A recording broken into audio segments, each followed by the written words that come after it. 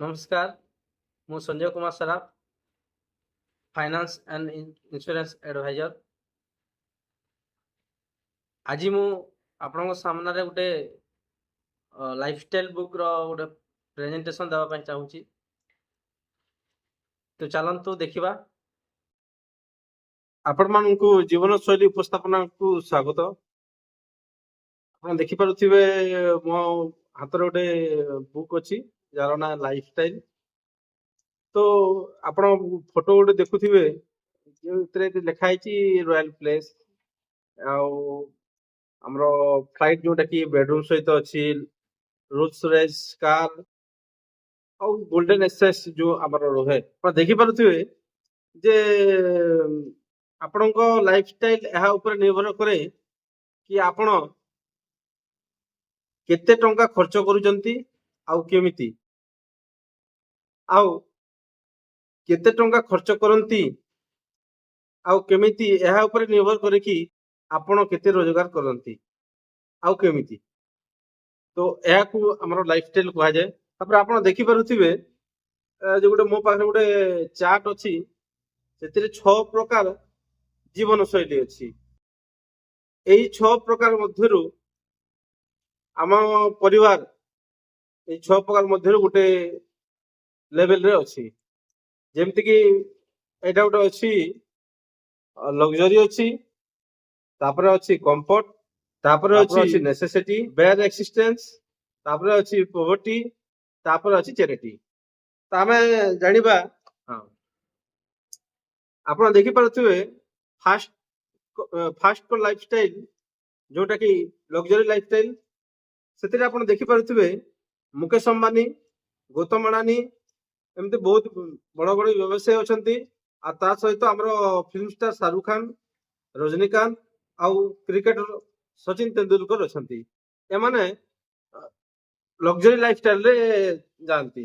Luxury lifestyle ଏହାକୁ କୁହାଯାଏ, ଏମାନେ ତାଙ୍କ ପରିବାରକୁ 7 ପିଢି ପର୍ଯ୍ୟନ୍ତ କୌଣସି ବ୍ୟବସାୟ କିମ୍ବା କୌଣସି ଇନକମ ନ କରି ମଧ୍ୟ ଆରାମସେ 7 ପିଢି ପର୍ଯ୍ୟନ୍ତ ଘରେ ବସି ଖାଇପାରିବେ। ଦ୍ୱିତୀୟରେ ଅଛି ଆମର କମ୍ଫର୍ଟ ଲାଇଫଷ୍ଟାଇଲ। କମ୍ଫର୍ଟ ଲାଇଫଷ୍ଟାଇଲ ଆପଣ ଦେଖିପାରୁଥିବେ ବିଭିନ୍ନ ଫିଲ୍ମ ଷ୍ଟାର, ସିଙ୍ଗର ଆଉ କିଛି ରିପୋର୍ଟର କି ଅନ୍ୟ ରାଜନେତା ଏମିତି ନାହାନ୍ତୁ, ମୁଁ ଆପଣଙ୍କୁ ଉଦାହରଣ ସ୍ୱରୂପ ଫଟୋ ଗୁଡା ଦେଖୁଛି। ଏମାନେ ତାଙ୍କ ପରିବାରକୁ ଏମିତି ଗୋଟେ ସ୍ଥାନକୁ ଆଣିଛନ୍ତି, ଏମିତି ଗୋଟେ ଷ୍ଟେଜକୁ ଆଣିଛନ୍ତି ଯୋଉଥିରେ ସେମାନେ ତାଙ୍କ ପରିବାର, ତାଙ୍କ ପୁଅ ଆଉ ତାଙ୍କ 3 ପିଢି ପର୍ଯ୍ୟନ୍ତ କୌଣସି ରୋଜଗାର ନ କଲେ ବି ଆରାମସେ ସେମାନେ କମ୍ଫର୍ଟ ଲାଇଫଷ୍ଟାଇଲରେ ରହିପାରିବେ। ତୃତୀୟ ଲାଇଫଷ୍ଟାଇଲକୁ କହନ୍ତି ନେସେସିଟି। ନେସେସିଟି ଏଥିରେ ଆପଣ ଦେଖିପାରୁଥିବେ ବିଭିନ୍ନ ପ୍ରକାର ସ୍ପୋର୍ଟସ ପର୍ସନ ଆଉ କିଛି ରିପୋର୍ଟର୍ସ ଆଉ ନେତା ମାନେ ଅଛନ୍ତି। ସେମାନେ ତାଙ୍କର ଜୀବନଶୈଳୀ ନେସେସିଟିରେ ରହୁଛନ୍ତି, କିନ୍ତୁ ତାଙ୍କ ପୁଅ ନେସେସିଟି ରହିବା ପାଇଁ କି ତାଙ୍କ ପରିବାର ନେସେସିଟି ରହିବା ପାଇଁ କିଛି ନା କିଛି ବ୍ୟବସାୟ କିମ୍ବା କାମ କରିବାକୁ ପଡିବ। ଚତୁର୍ଥ ସ୍ଥାନରେ ଦେଖୁଥିବେ ବେଡ୍ ଏକ୍ସିଷ୍ଟେନ୍ସ, ମାନେ ମିଡିଲ କ୍ଲାସ ପରିବାର, ଯୋଉ ପରିବାର ତାଙ୍କ ପରିବାର ଭରଣ ପୋଷଣ ପାଇଁ ପ୍ରାୟତଃ ଆମ ଭାରତରେ ଯେତେ ଆମର ମିଡିଲ କ୍ଲାସ ଅଛନ୍ତି, ମିଡିଲ କ୍ଲାସର ତାଙ୍କର ପରିବାର ହେଡ ଯିଏ ରହନ୍ତି, ସେ ଏନି ଟାଇମ ଗୋଟେ ଚେଷ୍ଟା କରନ୍ତି ଯେ କିଛି ନା କିଛି, ଯାହାକି କାର ହଉ, ବାଇକ ହଉ, ଲ୍ୟାପଟପ ହଉ, ଯାହା କିଛି ଦରକାର ପଡୁଛି ସେମାନେ ଲୋନ, ଇଏମଆଇ କିମ୍ବା ଅନ୍ୟ କିଛି ଉପାୟରେ ସେମାନେ ତାଙ୍କ ପରିବାରକୁ ଯୋଗାଇ ଆସନ୍ତି। ପଞ୍ଚମ ସ୍ଥାନରେ ଆପଣ ଦେଖୁଥିବେ ପଭର୍ଟି ଲାଇନ। ପଭର୍ଟି ଲାଇଫଷ୍ଟାଇଲ ମାନେ ଆମ ଆଖାପାଖି ଏରିଆରେ ଆପଣ ଦେଖୁଥିବେ ଏମିତି ଗୋଟେ ଗୋଟେ ଗରିବ ପରିବାର ଅଛନ୍ତି ଯୋଉମାନେ ତାଙ୍କର ଜୀବନ ଶୈଳୀ ବଞ୍ଚିବା ପାଇଁ କିଛି ନା କିଛି କାମ କରିବାକୁ ପଡୁଥାଏ। ସେମାନଙ୍କୁ କୁହାଯାଏ ପଭର୍ଟି ଲାଇଫଷ୍ଟାଇଲ। ସେମାନେ ପଭର୍ଟି ଲାଇଫଷ୍ଟାଇଲ ଅଣ୍ଡରରେ ରହୁଛନ୍ତି। ଷଷ୍ଠ ସ୍ଥାନରେ ଆମର ଷଷ୍ଠ ଲାଇଫଷ୍ଟାଇଲ କୁ କୁହାଯାଏ ଚ୍ୟାରିଟି ଲାଇଫଷ୍ଟାଇଲ। चैरिटी लाइफस्टाइल माने एमाने तांकर जीवन शैली किछि मागी किंबा कौनसी सापुआ हो कि किए एमती किछि ना किछि काम करी से माने किछि रोजगार कले तांको परिवार को भरण पोषण करि पारंती। आपण देखि पारथिबे आम परिवार ए भितर गुटे लेवल रे आम परिवार अछि। प्रथम परिवार रे देखि पारथे लग्जरी, द्वितीय परिवार रे अछंती कंफर्ट, तृतीय परिवार अछंती नेसेसिटी, चतुर्थ परिवार रे अछंती बेयर एक्जिस्टेंस, पंचम परिवार रे अछंती पॉवर्टी आउ षष्ठ परिवार रे अछंती चैरिटी। एमानक मध्यरु आमे गुटे अंश रहू। आमे गुटे उदाहरण स्वरूप जानिबा कि प्रायतः आम मानक मध्यरे मिडिल क्लास रो परिवार थांती। परिवार रो मुखिया रो गुटे दायित्व थाए से तांको परिवार को केमिति मिडिल क्लास रु कंफर्ट नेसेसिटी और कंफर्ट जोन को लेवल को नावा पाई तांकर एनी टाइम उद्देश्य थाए कि आमे हला हम परिवार गुटे पुशिंग पावर जे किछि आमे व्यवसाय किंबा जहां भी इनकम सोर्स जरिया रे आमे हम परिवार को नेसेसिटी और कंफर्ट जोन को नावा पाई चेष्टा करू।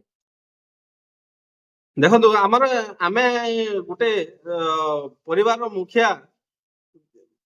मुखिया रो काम रही था से केमिति तारो परिवार को से कंफर्ट जोन को नबो, कंफर्ट लेवल को नबो, तारो गुटे प्रथम चेष्टा रहे। से समय जदि परिवार मुखिया जदि कोनोसी कारण रु जदि तांकर ध्यान देई जाए तो तांको परे तांको परिवार ता तांको पुशिंग पावरटा से हरै थाए।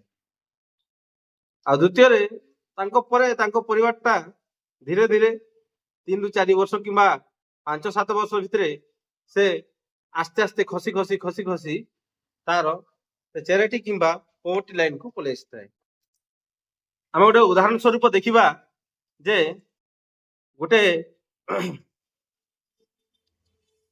परिवार रो मुखिया से तार प्रथम नेसेसिटी और कंफर्ट लेवल को केमती नबो से भितरे तार किछि डेथ ही जाए सडनली किंबा आस्ते आस्ते 3 रु 5 वर्ष भीतर किंबा आम आख पाखरे भी आमे देखुछु जे कोनोसी मिडिल क्लास परिवार रो सदस्य जदि अचानक देहांत हो जाए तो ता परिवार आस्ते आस्ते 3 रु 4 वर्ष मध्य रे पॉवर्टी और चैरिटी लेवल को पले आस्ताए। आमे देखिबा कि गोटे परिवार रो मुखिया जदि ता इंश्योरेंस पॉलिसी नहीं थाए ताहाले से आराम से ता परिवार को कंफर्ट लेवल रे रखि पारिबो। आपण माने भी भाबुथिबे एटा सत कथा किंतु पूरा एटा बोले सत्य कथा नुह। यदि गोटे जदि आमे परिवार मुखिया हिसाब रे जदि आमे परिवार को कोन देबा यदि आमे जदि स्थिर न करिबा तो परिवार कोन लेवल रहबो सेटा कोनोसी इंश्योरेंस पॉलिसी भी मध्य करि पारिबो नाही। तो देखिबा जदि गोटे परिवार रो मुखिया किछि इंश्योरेंस नै नै तो से चैरिटी लेवल को तार परिवार आस्ते पले आसीबो। गोटे परिवार रो लक्षे टंका रो जदि गोटे इंश्योरेंस नैछि तो पॉवर्टी लाइन रे ता परिवार आसिकी रहि जिवो। बेयर एक्सिस्टेंस लेवल रे जोंटा कि गोटे परिवार रो मुखिया जदि 10 लाख रो जदि बीमा नै थिबो तार अंते ता परिवारटा जोंटा कि मिडिल क्लास लेवल रे रहबो।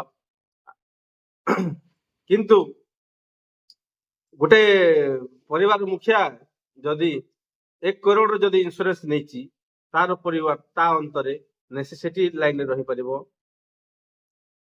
गोटे परिवार मुखिया जदि 10 करोड़ इंश्योरेंस नैछि तो ता अंतरे ता परिवार कंफर्ट लेवल रे रहि परिबो।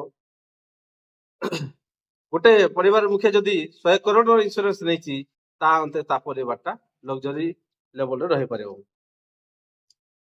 एटा हला आमे परिवार को आमे कोन लेवल रे रखिबा एटा आम ऊपर ही निर्भर करि थाए। आम अंतरे हमर परिवारटा कोन लेवल रे रहबो सेटा आम ऊपर ही निर्भर करि थाए। आज आमे डिसाइड करबा कि आम परिवारटा कोन लेवल रे ଆମେ ରଖିବାକୁ ଚାହୁଁଛୁ ଆମ ଅନ୍ତରରେ। ଯଦି ଆମେ ଯଦି କିଛି ଇନ୍ସୁରାନ୍ସ ନ ନେବା ତାହେଲେ ଆମ ପରିବାରଟା ଆମ ଅନ୍ତରରେ ଲେଭେଲକୁ ପଳେଇ ଆସିବ। ଯଦି ଆମେ ଯଦି ଲକ୍ଷେ ଟଙ୍କା ଯଦି ସମ୍ ଇନ୍ସୁରାନ୍ସ କରୁଛୁ ତାହେଲେ ଆମ ପରିବାରଟା ପୋଭର୍ଟି ଲାଇନ୍ରେ ରହିବ। ଯଦି ଆମେ 10 ଲକ୍ଷ ଟଙ୍କାର ସମ୍ ଇନ୍ସୁରାନ୍ସ କରୁଛୁ ରେଜିଷ୍ଟେନ୍ସ ଲାଇନ୍ରେ ରହିବ। ଯଦି ଆମେ 1 କରୋଡ଼ ଯଦି ସମ୍ ଇନ୍ସୁରାନ୍ସ କରୁଛୁ ତାହେଲେ ଆମ ପରିବାରଟା ନେସେସିଟି ଲେଭେଲରେ ରହିବ। ଯଦି ଆମେ 10 କରୋଡ଼ ସମ୍ ଇନ୍ସୁରାନ୍ସ କରୁଛୁ ତାହେଲେ ଆମ ପରିବାରଟା କମ୍ଫର୍ଟ ଲେଭେଲରେ ରହିବ।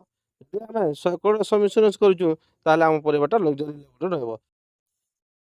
ଗୋଟେ ଉଦାହରଣ ସ୍ୱରୂପ ଆମେ ଗୋଟେ ନେବା କି ପ୍ରାୟ ମିଡିଲ କ୍ଲାସ ପରିବାରର ଗୋଟେ ଚିନ୍ତାଧାରା ଥାଏ ଯେ ଆମ ଉପରେ କେମିତି ଆମ ପରିବାରଟା ନେସେସିଟି ଜୋନରେ ରହିବା ପାଇଁ ନେସେସିଟି ଲେଭେଲରେ ଯଦି ରହିବା ପାଇଁ ଚାହିଁବୁ ତାହେଲେ ଆମେ ମିନିମମ୍ 1 କରୋଡ଼ ଗୋଟେ ସମ୍ ଇନ୍ସୁରାନ୍ସ ନେବା।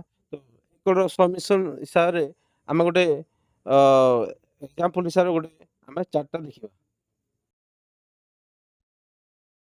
ଯଦି ଆମେ ଦେଖିବା ଯେ ଜଣେ 30 ବର୍ଷର ଗୋଟେ ମଧ୍ୟବିତ୍ତ ପରିବାରର ଗୋଟେ ମୁଖିଆ ଯଦି 1 କରୋଡ଼ ଯଦି ସମ୍ ଇନ୍ସୁରାନ୍ସ ନିଅନ୍ତି 25 ବର୍ଷ ଟର୍ମ ପ୍ଲାନ୍ ପାଇଁ, ତ ତାହେଲେ ତାଙ୍କୁ କ'ଣ ପ୍ଲାନ୍ରେ କେମିତି କେମିତି ସୁବିଧା ମିଳିବ ଦେଖିବା।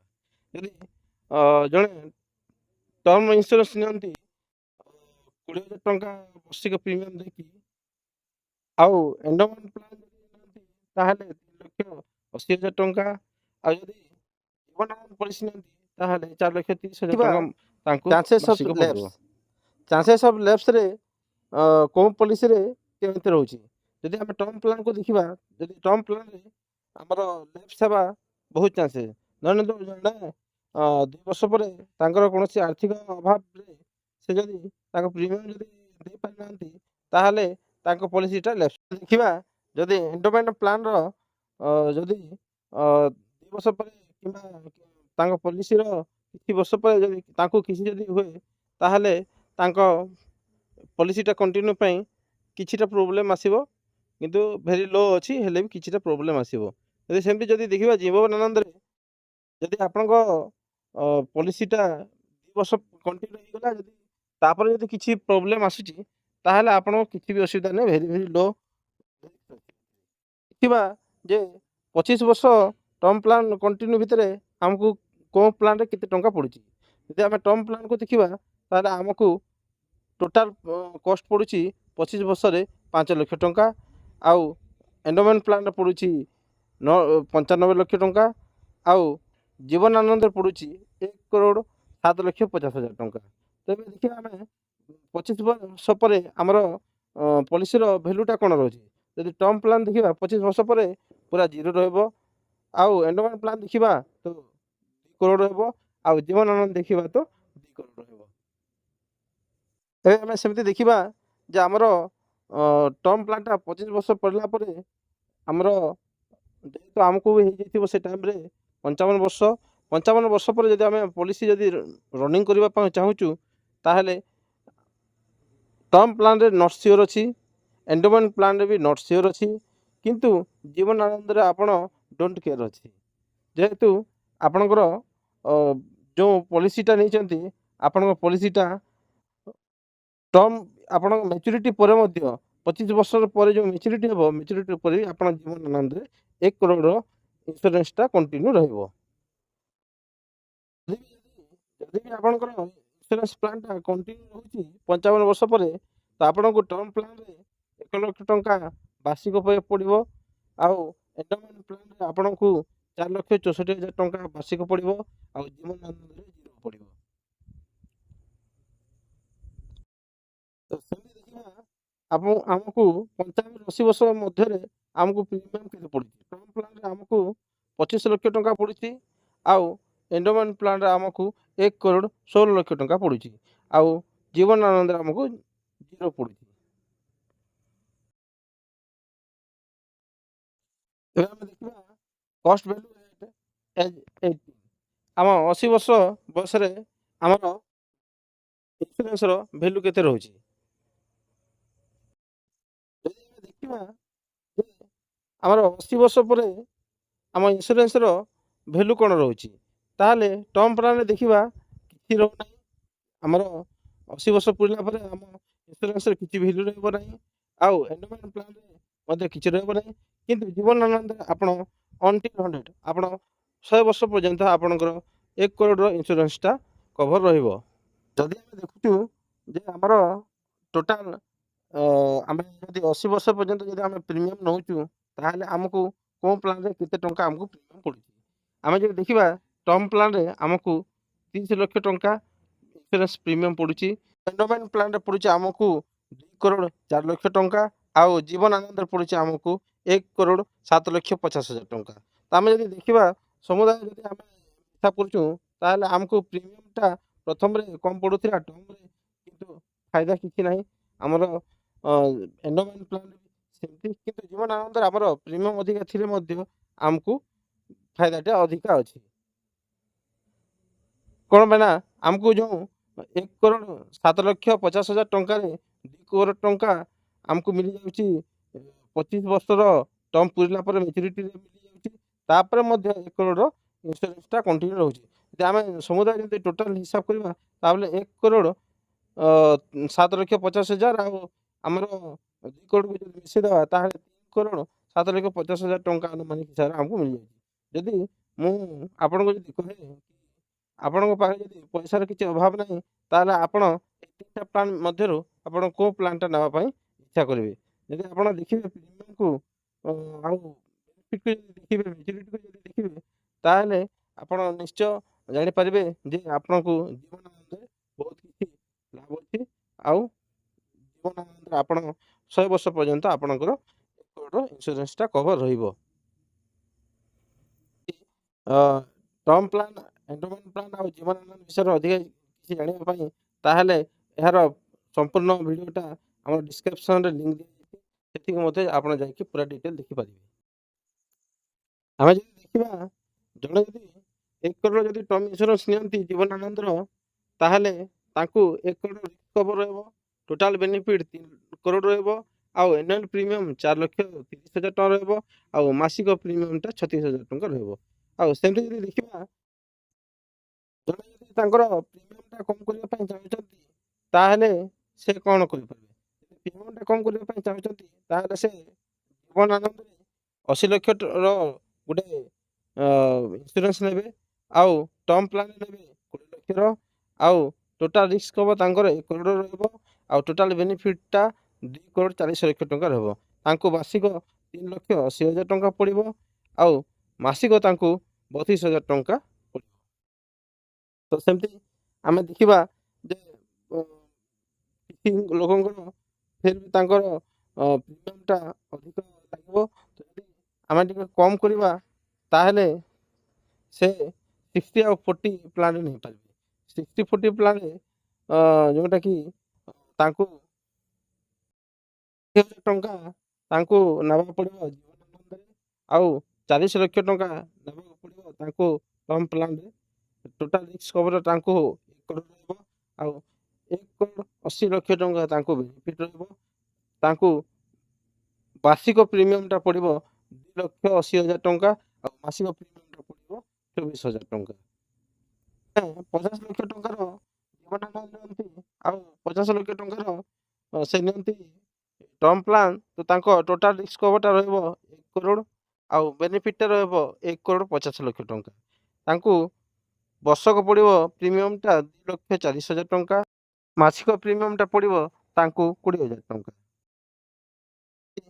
ଯଦି 30 ଲକ୍ଷ ଟଙ୍କାର ଯଦି ଜୀବନ ନିଅନ୍ତି ତାହେଲେ ତାଙ୍କୁ ଟର୍ମ ପ୍ଲାନ୍ ନେବାକୁ ପଡ଼ିବ 17 ଲକ୍ଷ ଟଙ୍କା। ଏମିତି ଟୋଟାଲ ରିସ୍କ କଭରଟା ରହିବ 1 କରୋଡ଼, ଆଉ ବେନିଫିଟଟା ରହିବ 90 ଲକ୍ଷ ଟଙ୍କା, ଆଉ ବର୍ଷିକ ତାଙ୍କ ପ୍ରିମିୟମଟା ପଡ଼ିବ 1,56,000 ଟଙ୍କା, ଆଉ ମାସିକ ପଡ଼ିବ ତାଙ୍କୁ 13,000 ଟଙ୍କା। ତ ଜଣେ ନିଅନ୍ତି 10 ଲକ୍ଷ ଟଙ୍କାର ଜୀବନ ଆନନ୍ଦ, 90 ଲକ୍ଷ ଟଙ୍କାର ଟର୍ମ ପ୍ଲାନ୍, ତାଙ୍କ ଟୋଟାଲ ବେନିଫିଟଟା 1 କରୋଡ଼ ରହୁଛି, ଆଉ ଟୋଟାଲ ବେନିଫିଟଟା ତାଙ୍କର ରହିବ 30 ଲକ୍ଷ ଟଙ୍କା। ତାହେଲେ ସେ ବାର୍ଷିକ ପ୍ରିମିୟମ ଦେବେ 62 ହଜାର ଟଙ୍କା, ଆଉ ମାସିକ ପ୍ରିମିୟମ ଦେବେ 5,200 ଟଙ୍କା।